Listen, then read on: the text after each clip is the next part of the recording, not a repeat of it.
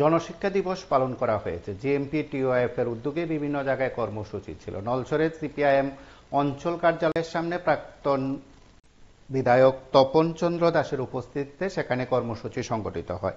আরো একটি কর্মসূচি আপনারা দেখছেন, সেটা হচ্ছে মান্দাইয়ে। সেখানে মান্দাইয়ে মিছিল কর্মসূচি সংগঠিত হয়েছে জনশিক্ষা দিবসকে সামনে রেখে। দুইটি আয়োজনে কর্মী সমর্থক সকলের উপস্থিতিতে নেতৃত্ব বক্তব্য রেখেছেন। নলছড় বিধানসভার বিভিন্ন জায়গায় জিএমপি কমিটি এই দিনটি পালন করেছে বলে সিপিআইএম নেতৃত্ব জানিয়েছেন। তার সঙ্গে মান্দাই সহ রাজ্যের 23টি সাংগঠনিক মহকুমা এলাকায় এই কর্মসূচি সংগঠিত হয়। অধিকাংশ জায়গায় সেখানে মিছিল সংগঠিত হয়েছে। মিছিল শেষে বেশ কয়েকটি জায়গায় নেতৃত্ব উপস্থিত সকলের উদ্দেশ্যে ভাষণ রেখেছেন। তার পাশাপাশি হল সভারও আয়োজন রয়েছে। আগরতলা সহ বিভিন্ন জায়গায় হল সভার আয়োজন করেছে জিএমপি। সিপিআইএম নেতৃত্ব এই আয়োজনগুলোতে অংশ নিচ্ছেন। গোটা রাজ্যে জনশিক্ষা দিবসের ভাবনা তুলে ধরা হয়েছে। 80তম ঐতিহাসিক জনশিক্ষা দিবস পালনের তাৎপর্য জিএমপি সহ সিপিআইএম বিভিন্ন স্তরের নেতৃত্ব তুলে ধরছেন। আমরা নলছড় এবং মান্দাই দুইটি জায়গার কর্মসূচির অংশবিশেষ সরাসরি দেখব, নেতৃত্বের কিছু কথা শুনব।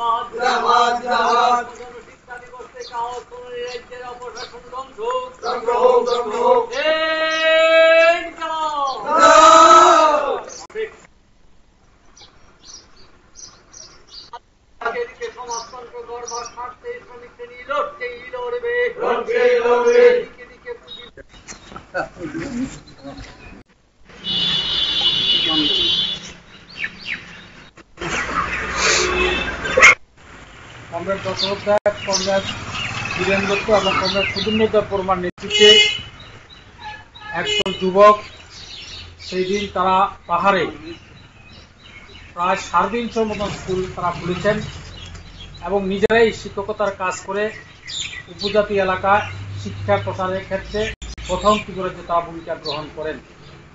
এবং তার পরবর্তী সময় আপনারা জানেন যে 1980 সালে 78 সালে বামফ্রন্ট সরকার প্রতিষ্ঠিত হওয়ার পর এই স্কুলগুলিকে সরকারি স্কুল হিসাবে স্বীকৃতি দেওয়ার মধ্য দিয়ে উপজাতি এলাকায় শিক্ষা প্রসার হবে।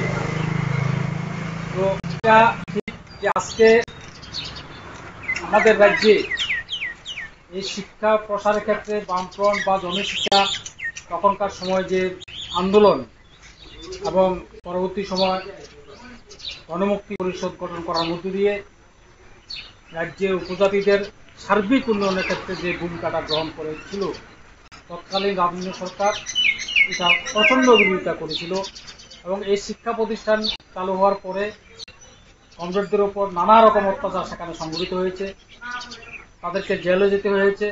তারপরও তারা পিছপা হননি। শিক্ষা প্রসারে তাদের ভূমিকা আজকে আমাদের রাজ্যের শিক্ষার অগ্রগতির ক্ষেত্রে একটা দারুণ ভূমিকা গ্রহণ করেছে। আমরা দেখি বর্তমান সরকার রাজ্যে এবং দেশে শিক্ষা সংকোচনের নীতির নাম করে, শিক্ষাকে বেসরকারীকরণের নাম করে রাজ্যের অনেক স্কুলেই বন্ধ করে দেওয়ার চেষ্টা করছেন।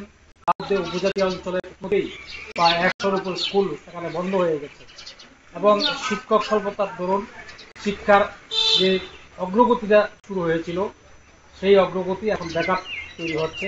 আমরা মনে করি যে আগামী দিনও এই জনশিক্ষা দিবসের তাৎপর্য যে শিক্ষা প্রসারের ক্ষেত্রে আরো লড়াই আমাদের করতে হবে।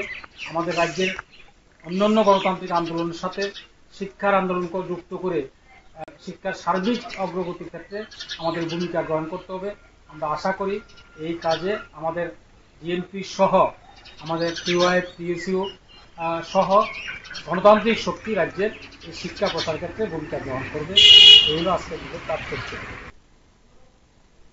আপনারা শুনলেন নলছর এবং মান্দায়ে সেই কর্মসূচি। তার পাশাপাশি রাজ্যের বিভিন্ন জায়গায় কর্মসূচি সংগঠিত হচ্ছে। সিপিআইএম কার্যালয়গুলোতেই কর্মসূচি সংগঠিত হয়। জেএমপি, টিএসইউ এবং টিওয়াইএফ এর উদ্যোগে একাধিক জায়গায় সেখানে হলসভা, মিছিল ইত্যাদি কর্মসূচি সংগঠিত হয়েছে। সবকটি জায়গায় কর্মসূচি থেকে নেতৃত্ব এই সময়ের মধ্যে জনশিক্ষা দিবসের ভাবনার কথা তুলে ধরেছেন। তার পাশাপাশি আজকের প্রজন্মের কাছে সেই সময়ের শিক্ষা ব্যবস্থা কিভাবে পরিবর্তন হয়েছে সবকটি বিষয় উত্থাপন করা হয়েছে। বামফ্রন্ট সরকারের আমলে শিক্ষার প্রসারে সরকারের উদ্যোগের কথাও শুনিয়েছেন নেতৃত্ব। আপনারা সঙ্গে থাকুন, দেখতে থাকুন PB24।